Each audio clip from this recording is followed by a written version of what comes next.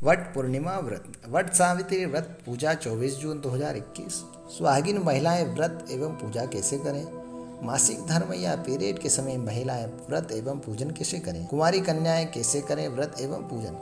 What पूर्णिमा का व्रत कब प्रारंभ करें तथा व्रत को कब खोलें? नमस्कार दोस्तों, आपका हमारे YouTube चैनल दैनिक ज्योतिष में बहुत बहुत स्वागत है। 24 जून 2021 गुरुवार के दिन ज्येष्ठ माह की शुक्ल पक्ष की पूर्णिमा तिथि है, जिसे वट पूर्णिमा भी कहा जाता है। इस दिन सुहागिन महिलाएं अपने पति की लंबी आयु के लिए यह व्रत रखती हैं। इस दिन सौभाग्यवती महिलाएं अपने सौभाग्य की रक्षा के लिए वट वृक्ष का पूजन अर्चन करती हैं। हमारे धर्म ग्रंथों के अनुसार बताया जाता है कि वट वृक्ष यानी बड़ के पेड़ में त्रिदेवों का वास माना जाता है। ब्रह्मा, विष्णु, महेश ये तीनों देवी बड़ के पेड़ में निवास करते हैं। इसीलिए वट वृक्ष से सौभाग्य की रक्षा की प्रार्थना की जाती है। पति की लंबी आयु के लिए सौभाग्यवती महिलाएं वट वृक्ष का पूजन करती हैं। सत्यवान की आयु के लिए सावित्री ने वट वृक्ष के नीचे बैठकर यमराज से अपने पति सत्यवान के प्राण वापस ले लिए थे। उसी समय से यह परंपरा को निर्वाह करते हुए सौभाग्यवती महिलाएं वट वृक्ष का पूजन अर्चन करती हैं। 24 जून 2021 गुरुवार के दिन यह व्रत रखा जाएगा।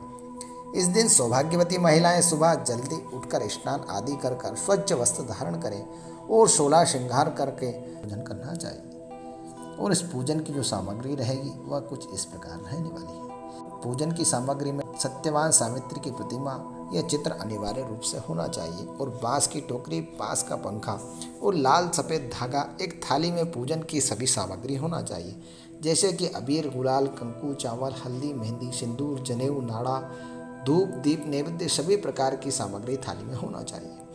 और लाल कपड़ा 1.25 मीटर, 5 सुपारी, लौंग, इलायची और एक जल का कलश, पुष्प आदि सभी सामग्री एकत्रित आपको कर लेना चाहिए। और गुड़ के गुलगुले आपको बनाना चाहिए जो कि आटे के बनते हैं, और थोड़े चने भी भिगोना चाहिए। ये सब तैयार करने के बाद, संपूर्ण सामग्री तैयार करने के बाद ब्रह्म मुहूर्त में उठकर वट वृक्ष के पास जाकर वट वृक्ष का पूजन करना चाहिए। वट वृक्ष को सबसे पहले जल चढ़ाना चाहिए। जल चढ़ाने के बाद अपनी पूजन की सामग्री की थाली में से आपको अबीर, गुलाल, कंकु, हल्दी, चावल, मेहंदी, जनेऊ, नाड़ा ये सब सामग्री आपको चढ़ाना चाहिए और वट वृक्ष को धूप दिखाना चाहिए, दीप दिखाना चाहिए। उसके पश्चात आप जो नैवेद्य बना के लाए हैं उस नैवेद्य का आपको भोग लगाना चाहिए। जो आपके पास उपलब्ध है, फल हो या जो आप गुड़ के गुलगुले बना के लाएं, उन नैवेद्यों का आपको भोग लगाना चाहिए।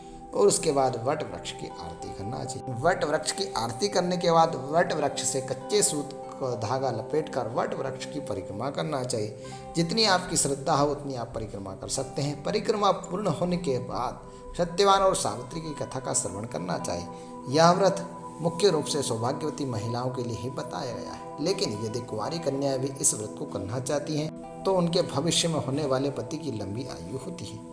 इस व्रत में सुबह से लेकर वट वृक्ष की पूजन अर्चन तक निराहार और निर्जला रहना चाहिए। उसके बाद आपको वट वृक्ष के फल या गुड़ के गुलगुले के माध्यम से पूजन के पश्चात व्रत का समापन करना चाहिए।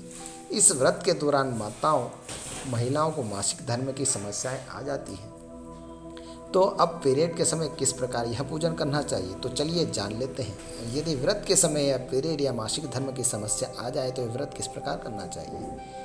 यदि व्रत नहीं किया जाए तो आपका व्रत खंडित हो जाएगा, और व्रत किया जाए तो आप पाप और दोष लगेगा आपको। इस समय में महिलाएं बड़े धर्म संकट में आ जाती हैं, क्योंकि व्रत के पीछे कई तरह की धार्मिक मान्यताएं बताई गई हैं। लेकिन आप इस बात का ध्यान रखें, यदि मासिक धर्म या पीरियड के समय इस व्रत के दौरान आ जाए तो आपको व्रत जरूर करना चाहिए। आपके द्वारा जो पूजन किया जाने वाला है वह पूजन आपके नाम से अन्य महिलाएं या घर का कोई भी सदस्य, जैसे आपके पति, बेटा, बेटी, कोई भी आपके नाम से यह पूजन कर सकता है। यह आपके प्रतिनिधि बनकर यह पूजा कर सकते हैं। आप दूर खड़े होकर भगवान ब्रह्मा, विष्णु, महेश तीनों देवताओं का मन में ध्यान करना चाहिए तथा इस व्रत को आपको अनिवार्य रूप से करना चाहिए। पूजन करने के बाद व्रत का पारण करना चाहिए। व्रत पारण करने के पश्चात किसी ब्राह्मण को वस्त्र का दान दक्षिणा देना चाहिए। तो इस प्रकार से आपको वट सावित्री का पूजन करना चाहिए। मित्रों, अगर आपको हमारा वीडियो पसंद आए तो वीडियो को लाइक करें, शेयर करें। जय श्री महाकाल मित्रों।